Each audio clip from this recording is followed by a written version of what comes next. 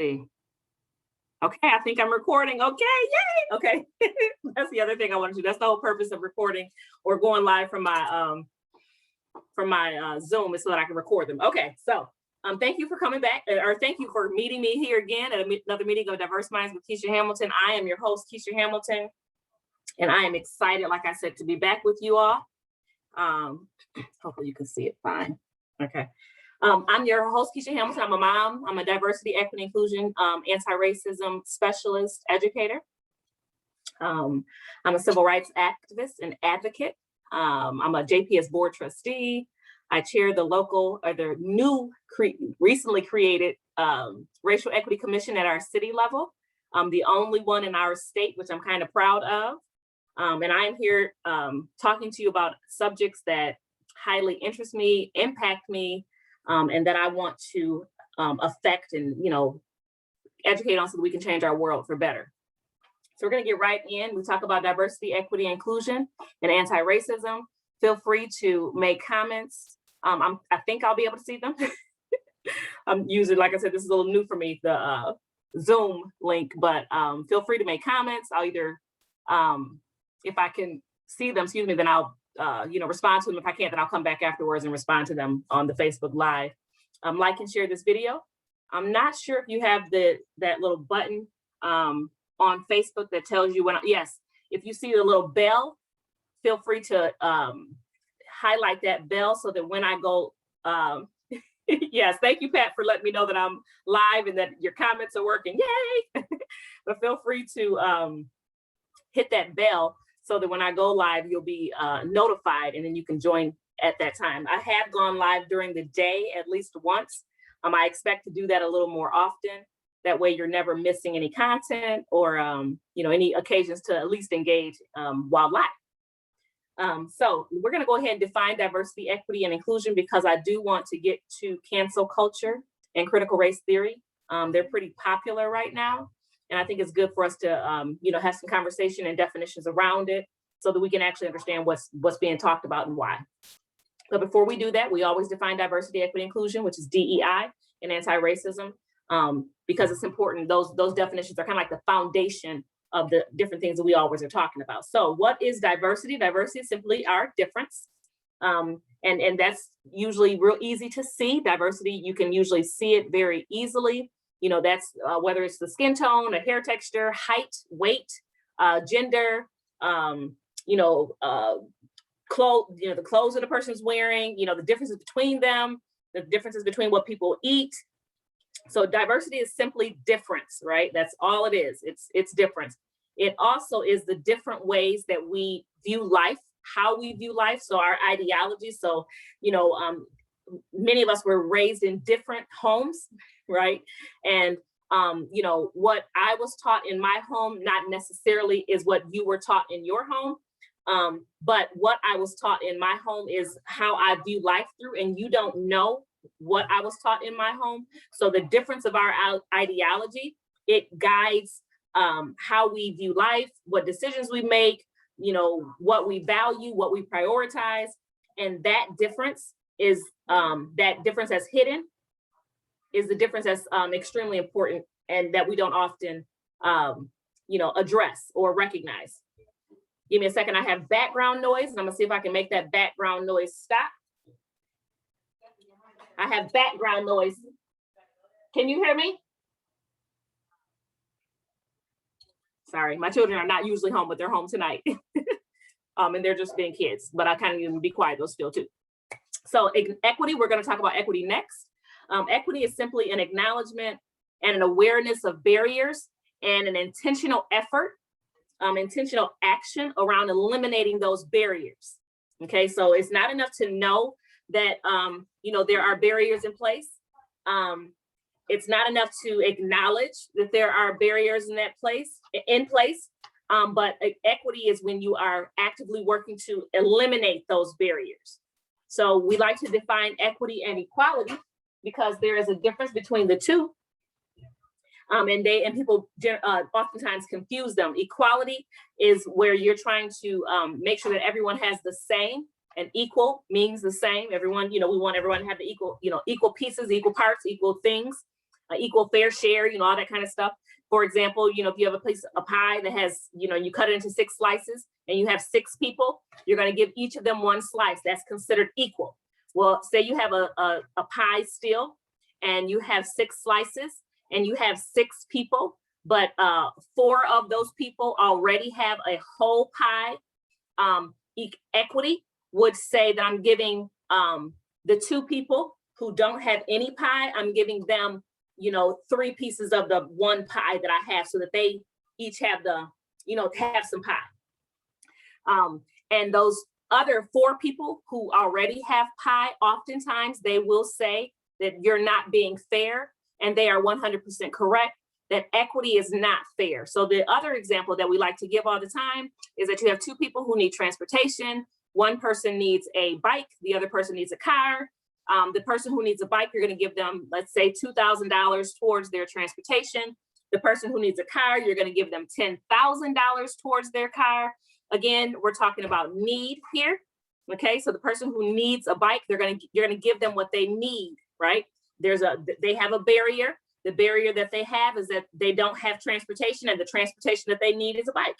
The person who has a barrier of needing transportation of a car, their barrier is they don't have a car and they need a car. So in equity, you give the persons what they need to succeed, right? So the person who needs a bike, you're gonna give them a bike. You'll give him enough money to get his bike, and what him, or they, a bike. Same thing for the person who needs a car. And 100%, you're correct. It is not fair. Equity is not fair. If you remember nothing else, understand that if you are trying to accomplish equity in your movements, and you are operating through the lens that everybody has to have a part, and that everybody needs to be acknowledged the same way, or that if you give this person more, then this person automatically has less. If you're operating through that lens, then you're not operating through the lens of equity. You're operating through an equality lens, and that is not that's not equity. Inclusion. What is inclusion? So inclusion is having a seat at the table. Generally, we're talking about the table where decisions are made, because most of the time, if that whole figurative speech that we're talking about when you're talking about a seat at the table, when you consider where decisions are made, oftentimes they're around a table, or in an office somewhere, right, with some type of desk or something. So when we talk about inclusion, we often give the example of, or the definition that, when you're invited to the table, and then your opinions, your ideas, your perspectives, etc., are shared at the table, and then whatever is created at that table, for it to be inclusive, means that you have been included in the entire creation. So a lot of times, you may have heard people say things like, you have your token person at the table, and the reason why they'll say that you have a token person there is because the person who's sitting there, they're not sharing, they're not contributing, they're not included in anything that's going on. So for you to have true inclusion means that not only am I at the table, but everything that I bring to the table, it's being incorporated as much as everyone else, right? So I'm not just here just sitting looking pretty, which I can do, but I'm actually sitting here also contributing, and whatever we're creating, it includes my perspective. So that's inclusion. So we talk about racism because it's important for us to know what racism is. Racism is just a social construction that is based on authority and power. It's a racial hierarchy. That means it hierarchies. It's a hierarchy of the races.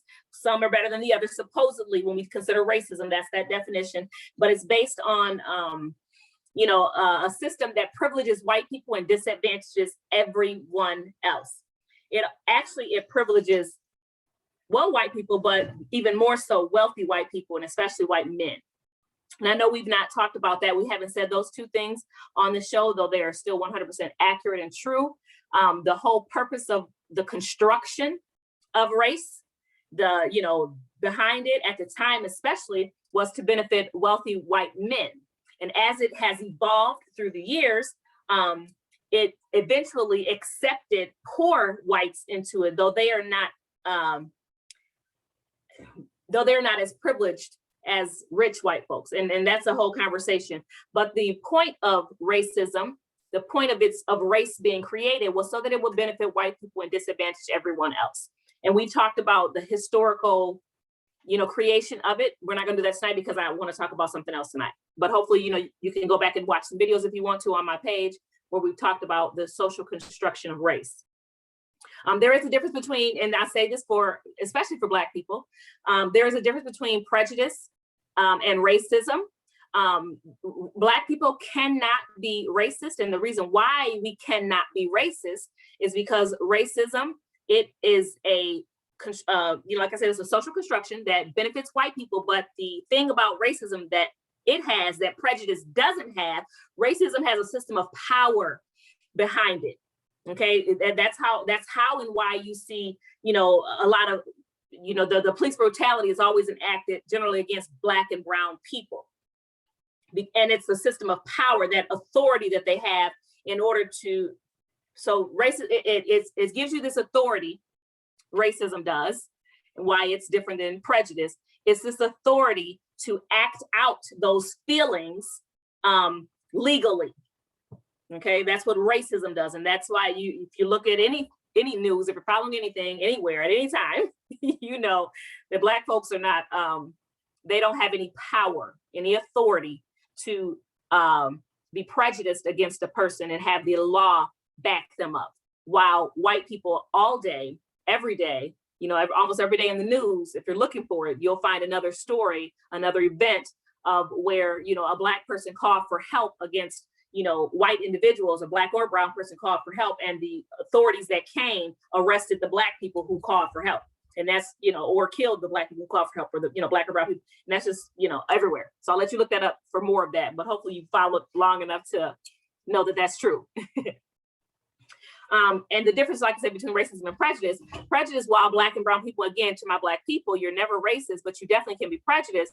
That is where you just basically don't like somebody, you prejudge them based off of whatever you prejudge them off of. It's a thing, it's real, we all have done it, can do it, but you just don't have a system of authority behind you to affect not even one person, or even whole groups of people generally, which racism, on the other hand, does. Okay, anti-racism, what is it? It's just actively and intentionally working to dismantle and oppose racism. I'm not gonna spend a lot of time on it because, again, I want to get to the meat of our discussion tonight. But anti-racism, which is where we all are trying to be, which is what we want, a meeting of diverse minds with Keisha Hamilton is seeking to lead us all toward, is it's an intentional effort to actively work against and dismantle racism. Obviously you have to understand what racism is, where it comes from, how it was formed, how it impacts us, how it affects us in order to actively work against it. But again, these conversations are for that purpose. So allies, we've talked about that, and I think it's a good thing for us to keep on discussing. An ally is simply a person who, you're generally a white person when it comes to DEI, but this can be any person, really. A person who is not a member of a particular category or group of people, who seeks to understand that other different category or group of people and then support them. Okay, so that can be, a straight person wanting to, assist and understand the LGBTQ community. We can be considered allies in that way. White person trying to understand Black people, Black people trying to understand Indigenous, any of us can prove to be allies, and we should be. Okay, what is an accomplice? And so I'm gonna slow down a little bit with accomplice because it's gonna lead us right into the cancel culture that we're gonna be talking about tonight. So what is an accomplice? So an accomplice is just a person who is not only an ally, but they're also people who, kind of stick their neck out for the movement, for social justice, for the oppressed. Okay, so an accomplice is somebody who sticks their neck out they get their hands dirty. They're co-conspirators.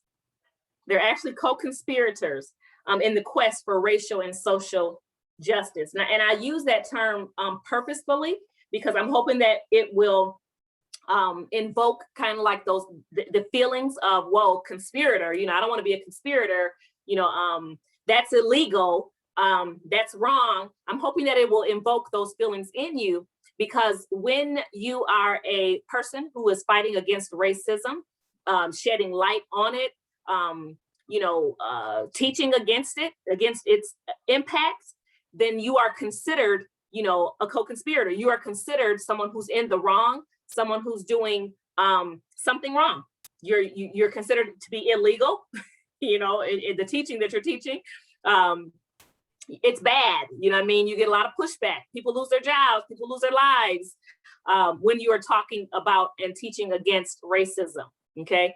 So accomplices are people who are co-conspirators. They are they are, in the trenches, and they're aware of and accepting of the risk to be an ally, to be aware, to fight against, to teach against. Okay, those are accomplices. Okay, so again, when we consider accomplices, and why we can safely view ourselves as co-conspirators, we understand that the reason why we consider ourselves, and you as a co-conspirator, as an accomplice, a conspirator, sorry, is because there is a legal response that you get. You can lose your job. You will be labeled as, a person who's a disruptor, a person who, is just causing trouble, someone who's aggressive, someone who's, just meddling, someone who nobody should want to be around. Okay. That's the feeling that is placed on anybody who, or the terminology, the adjectives, the feel, is what the media says about anybody who wants to shed light on and resist, oppression. So that leads us, like I said, to the topic of cancel culture. What is cancel culture and what is it not? Okay. So I wanted to talk about cancel culture because, again, it's in the news a lot, and people ask questions and want to know, and they should, and that's a good thing when you're asking those questions. So let's talk about it. What is cancel culture? So I like to do definitions, and you all know that if you've been with me long enough. While the terminology of cancel culture is, it might be a little new, maybe in the last 10, 15 years, maybe, though right now it's really, it's really big in the news. The ideology behind cancel culture is not new. It's real simple. To compare it to maybe like protesting or boycotting. And basically cancel culture, what it seeks to do is to simply hold those who are in power accountable. That's all. I won't say that's all, but that's the simplest form, the simplest definition of what cancel culture is. It simply seeks to hold those who are in power accountable. So let's go ahead and define cancel culture from a DEI perspective. So cancel it's just basically the act of neutralizing or taking the power or influence away. Okay, so what is cancel? It's basically the act of neutralizing or taking the power or influence away. What is culture? Culture is simply, our social habits, our characteristics, knowledge. That's just the culture. So what is cancel culture together? It's simply an act that someone decides upon, that a person's influence or power needs to be taken away. That's it. And generally the reason for that decision is because someone with authority or power has not been held accountable for harmful actions and behaviors that they've taken, and to cancel them would be to neutralize them and to take their ability to continue that harm away from them. So that's what cancel culture is. The purpose is to neutralize, like I said, or invalidate a person or place based off that person's or place's actions and behavior. So that could be people, that could be businesses. The idea behind cancel culture is simply accountability, really. That's at its simplest form. It's not a vice. Cancel culture, what it's not a vice. It's not something that we should ignore.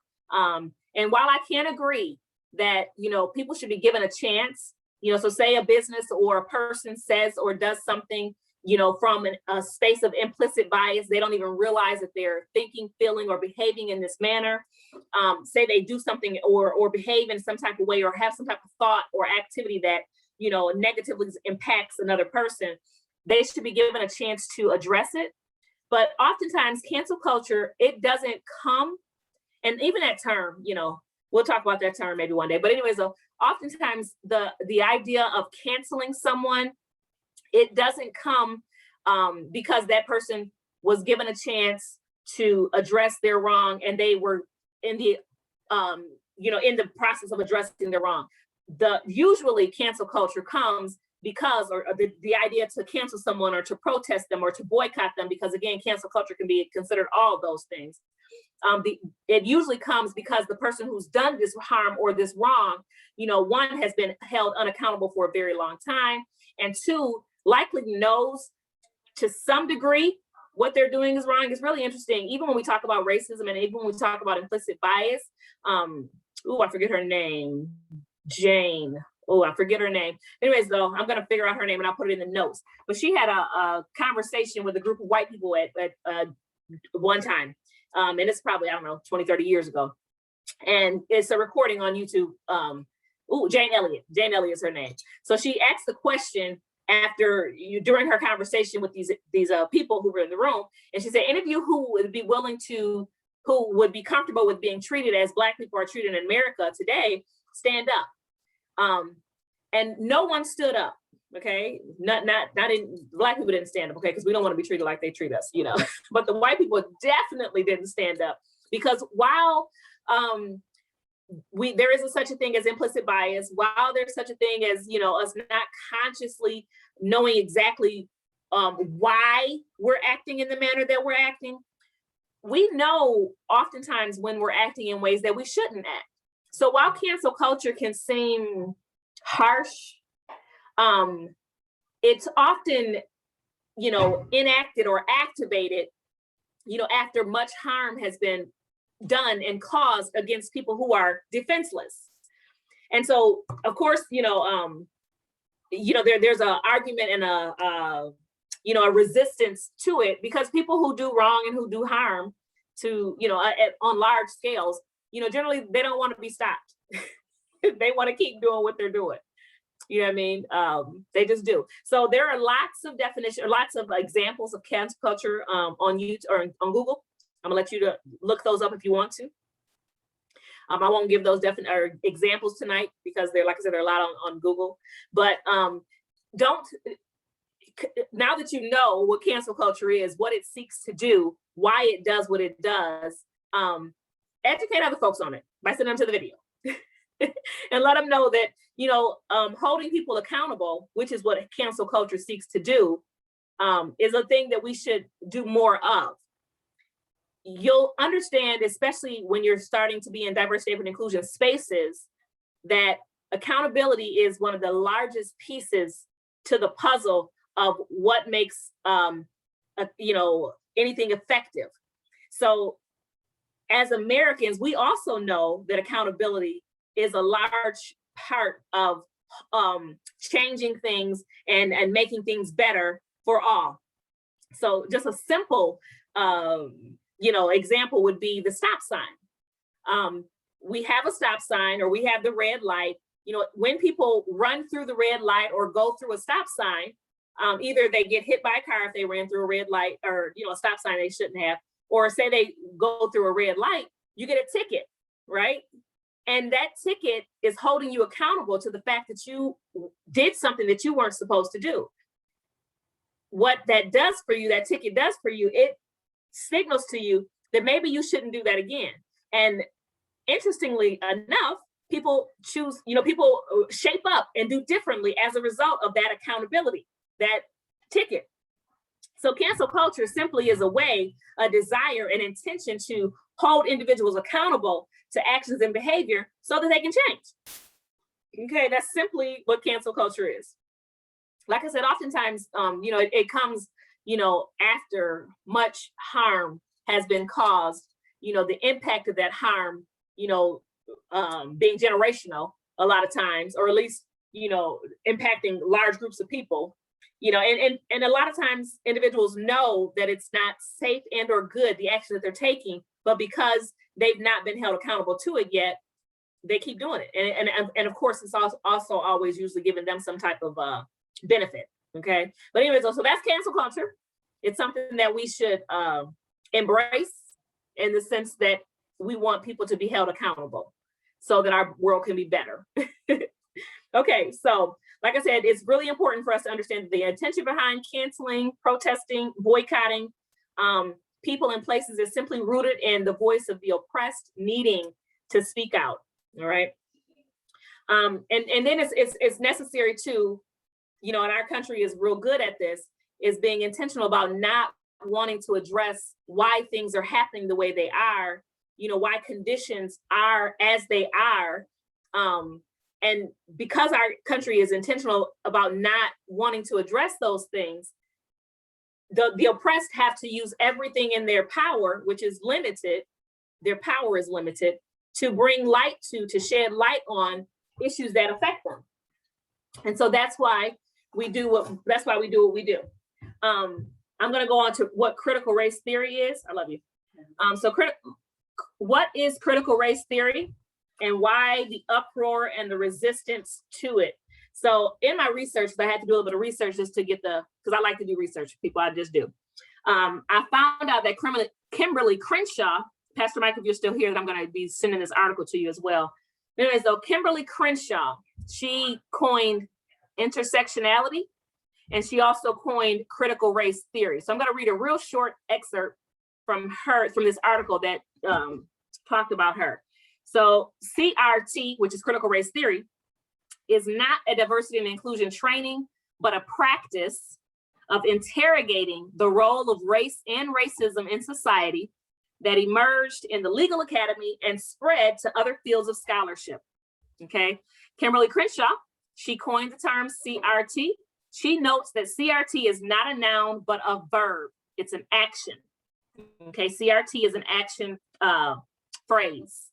It cannot be confined to a static and narrow definition, but is considered to be an evolving and malleable practice. Okay, so CRT is a practice.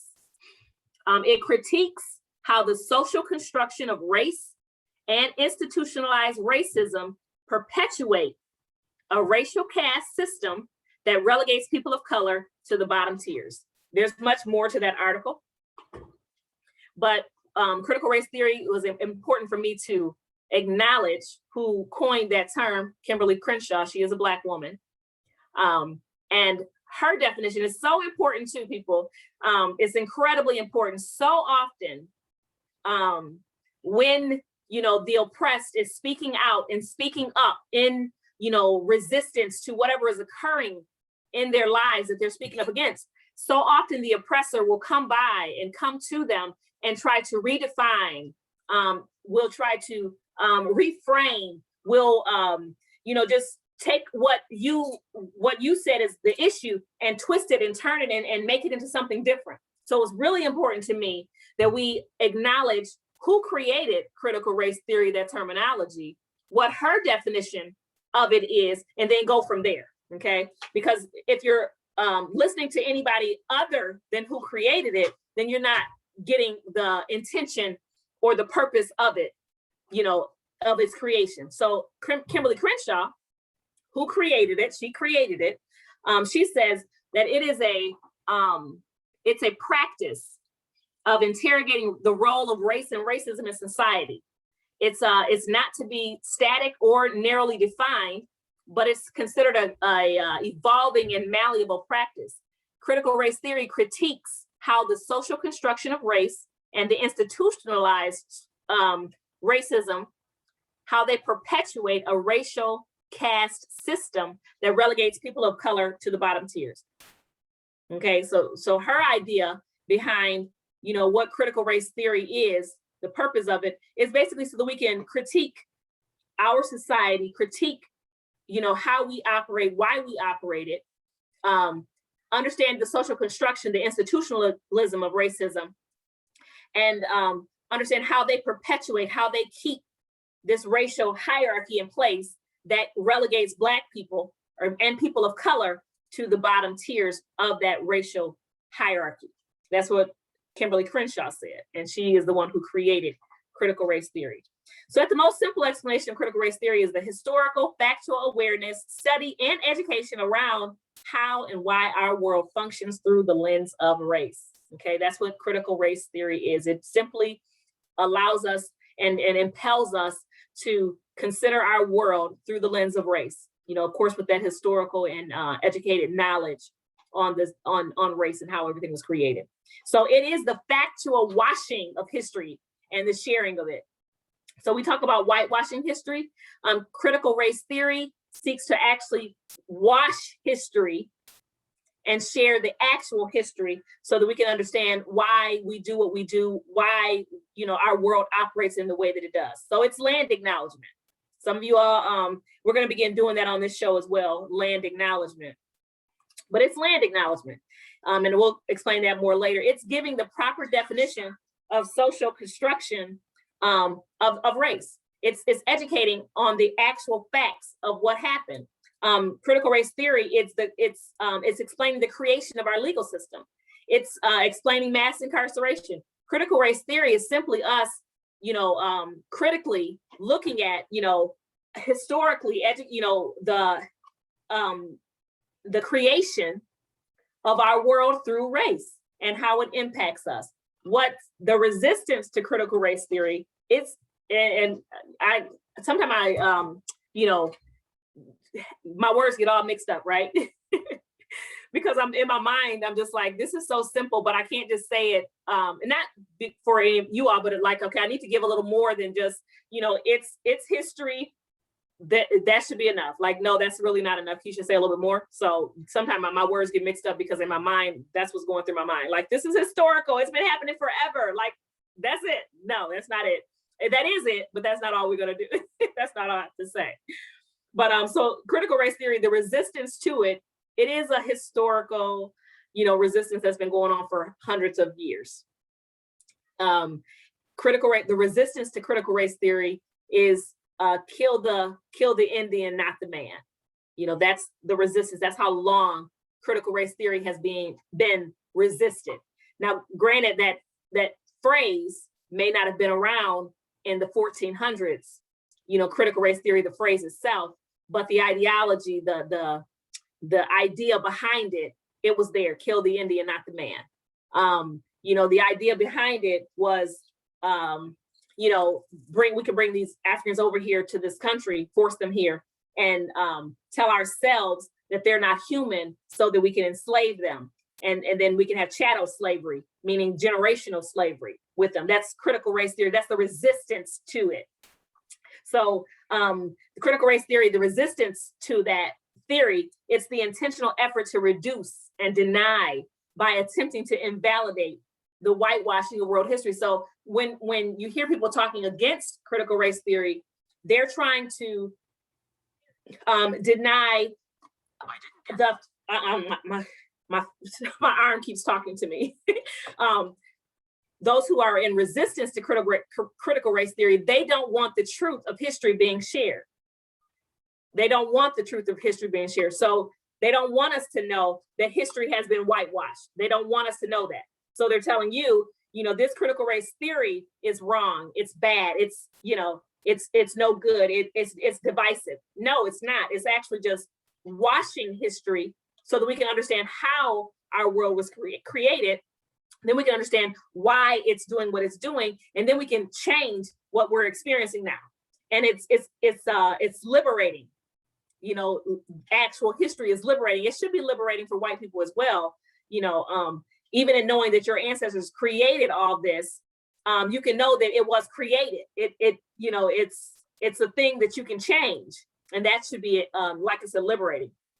But again, the resistance to critical race theory is a way to keep those who have authority in positions of authority, and those who are marginalized to keep them out, and to keep them in those places of, marginalization. So hopefully that made some sense tonight, what critical race theory is. That when we're on a meeting of Diverse Minds with Keisha Hamilton, we try not to go in too deep in things because we would be here for hours and hours at a time. But I do hope to give you enough information that can point you in the right direction on how to research more of this information if you're interested in it. I think one of the most key pieces that we shared tonight was that Kimberly Crenshaw created it, and understanding that, if you really want to know what a thing is, then you go to the person who did the thing. So, for example, even with Kaepernick, everybody wanted to redefine, not everybody, the oppressors wanted to redefine why he kneeled on the field, when all we had to do to find out why he kneeled on the field was to go and talk to to Kaepernick, go and talk to him and say, hey, why? And we didn't even have to go and talk to him. We could pull up any article where when he was asked, why are you kneeling on the field? He told us why he wanted to bring awareness to police brutality, while everybody else in the oppression category, those that are among the oppressed, redefined what he did, reframed what he did. And I think, so like I said, one of the most important things we did here tonight is say, Kimberly Crenshaw coined critical race theory. She can tell you exactly what it is, why she created it, and how we use it in order to see our world, in the way that it should be seen. Okay, thank you all so much for joining me. I can't believe I got done at 6:40. I really thought it would take me a little bit longer tonight, but we are going to go ahead and get off though. Thank you for joining me for another meeting of Diverse Minds with Keisha Hamilton. I am your host, and I look forward to seeing you next week. All right, see you later. Thank you, Pat. Thank you for joining me too. Let's see, yes.